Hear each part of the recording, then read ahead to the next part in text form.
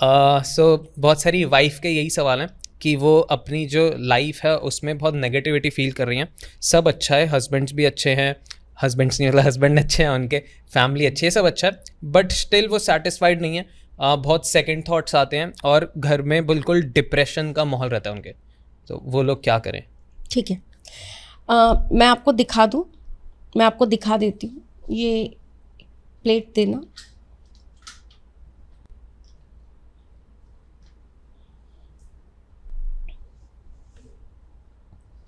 जी।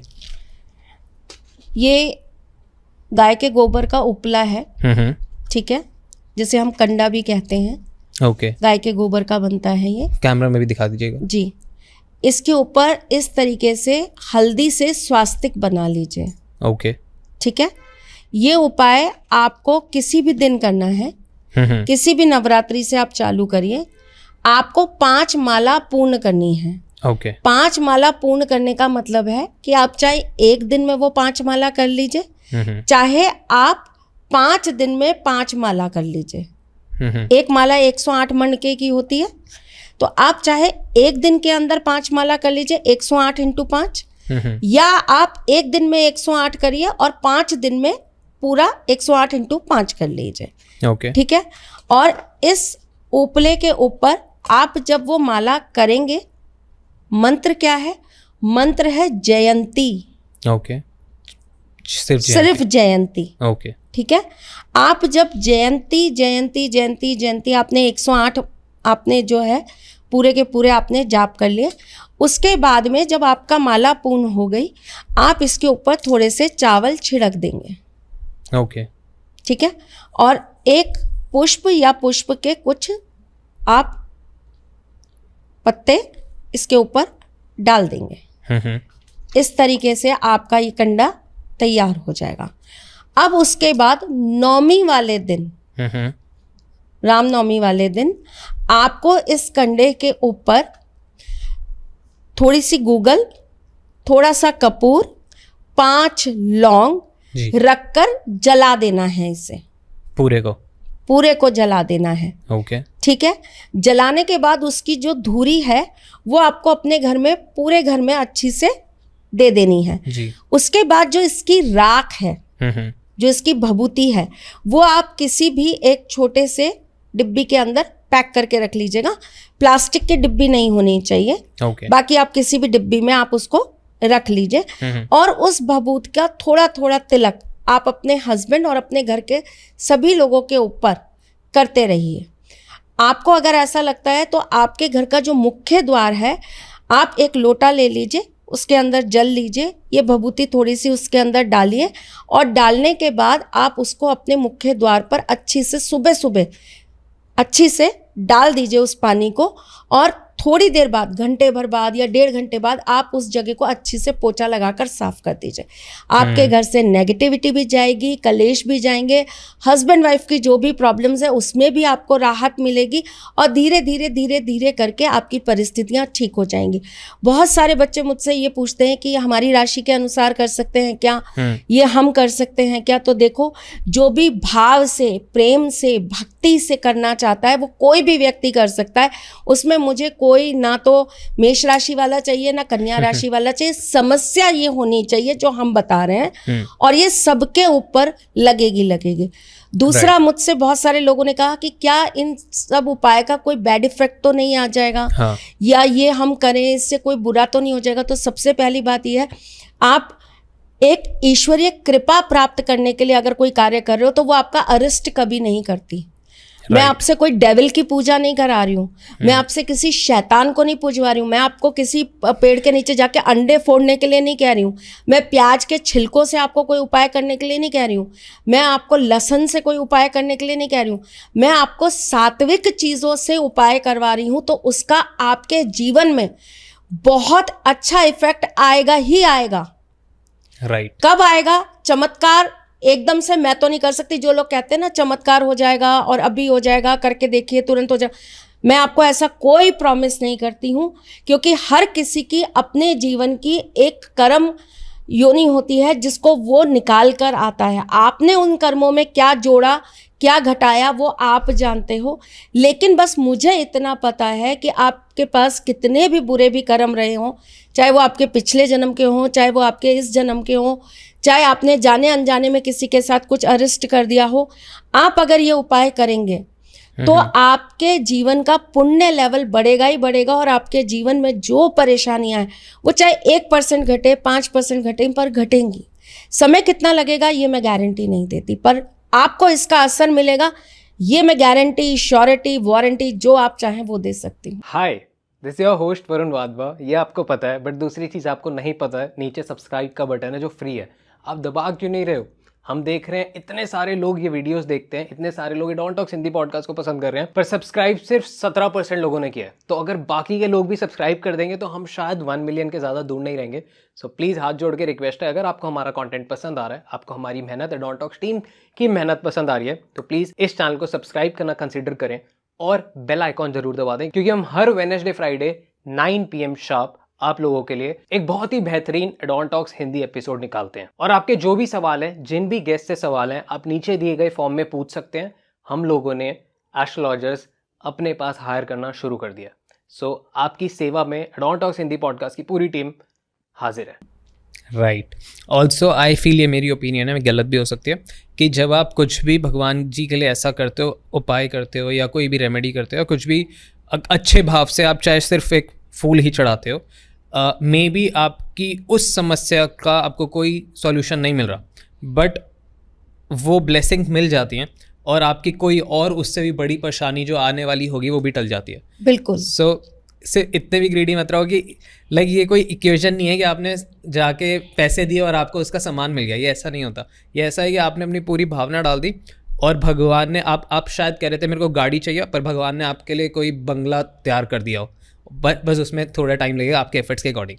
सो मेरे लिए ये ऐसे काम करता है। ओके, बहुत सारी मदर्स की वो है, सवाल है कि उनकी बेटी शादी के बाद चली गई है, अब उनकी बेटी की फैमिली ये सब एस्ट्रोलॉजी और इन सब चीज़ों में नहीं मानती है, तो वो कोई ऐसे उपाय भी नहीं कर रहे हैं और बेटी भी बहुत परेशान है और वो भी, उसको एटमॉस्फेयर नहीं मिल रहा, तो क्या वो उनकी तरफ से रेमेडी कर सकती है कोई? हाँ, कर सकती हैं। और वो क्या करे अपनी बेटी के लिए? अगर ऐसी माएँ हैं जो बहुत परेशान हैं अपनी बेटियों को लेकर, तो उनको नवरात्रि के 9 दिन देवी माँ के मंदिर में जाकर नींबू को आधा काट लेना है और उसके अंदर जितना भी गूदा जो होता है उसको बाहर निकाल लेना है और घी की बत्ती रखकर माँ के मंदिर में जाकर रोजाना चढ़ा कर आनी है, जलाकर उस दीपक को रख कर आना है जी।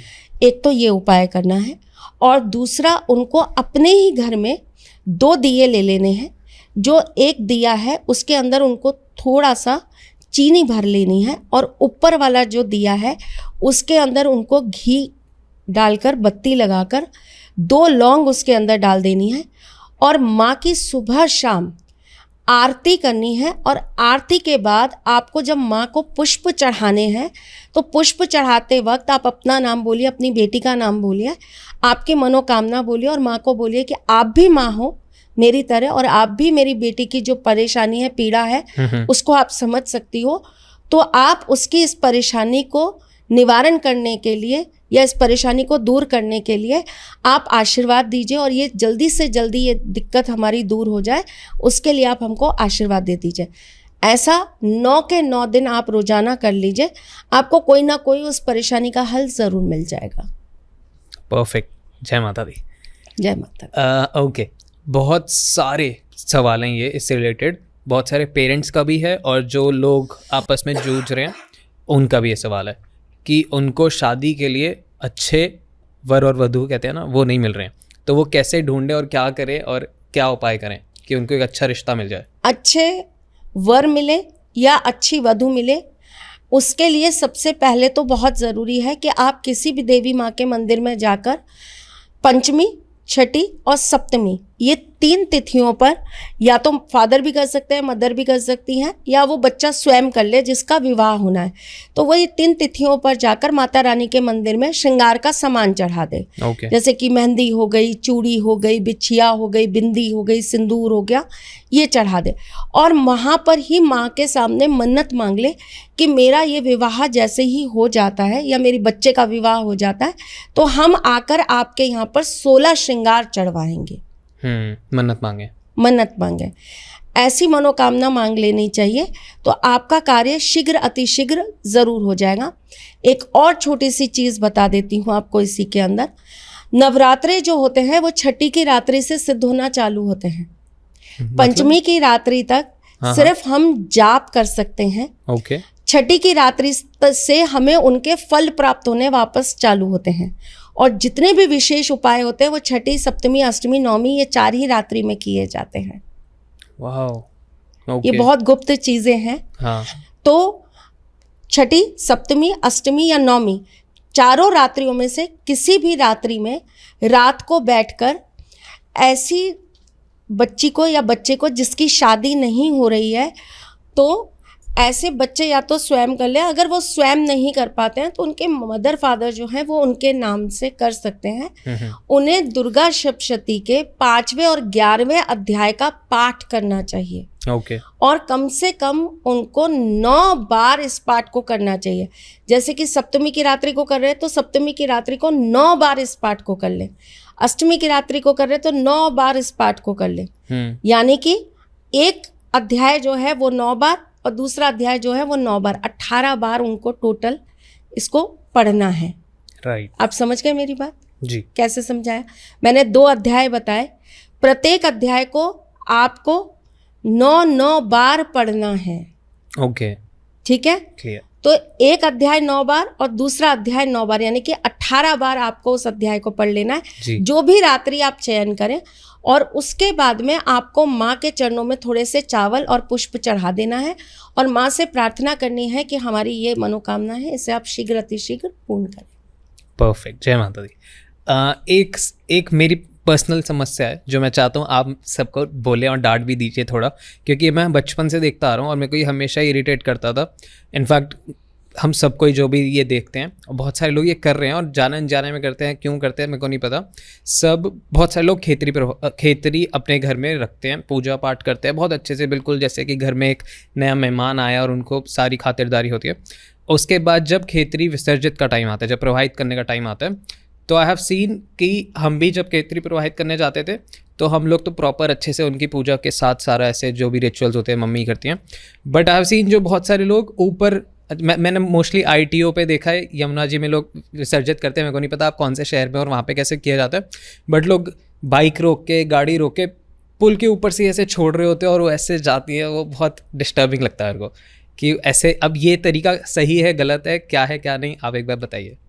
पहली बात तो हम क्यों विसर्जन ही क्यों कर रहे हैं उनको? हाँ, मतलब इसका भी कि क्या होता है एक्चुअल रिचुअल, क्या होता है, होना चाहिए। पूरे के पूरे निकाल के उनको अच्छी से धो लिया जाता है ताकि उसमें से जो नीचे की मिट्टी है वो हट जाए।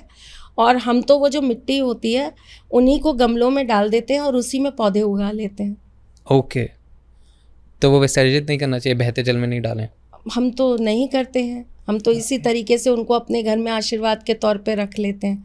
मैं तो गणपति भी ऐसे ही करती हूँ कि गणपति जी की भी जो मिट्टी होती है उसमें मैं खूब सारे पौधे उगा लेती हूँ और उनको अपने घर के अंदर रख लेती हूँ कि अब ये आशीर्वाद स्वरूप मेरे साथ ही रहेंगे। पौधे भी सिद्ध हो गए? हाँ बिल्कुल, पौधे भी सिद्ध हो गए और उनका आशीर्वाद भी मिलता रहेगा।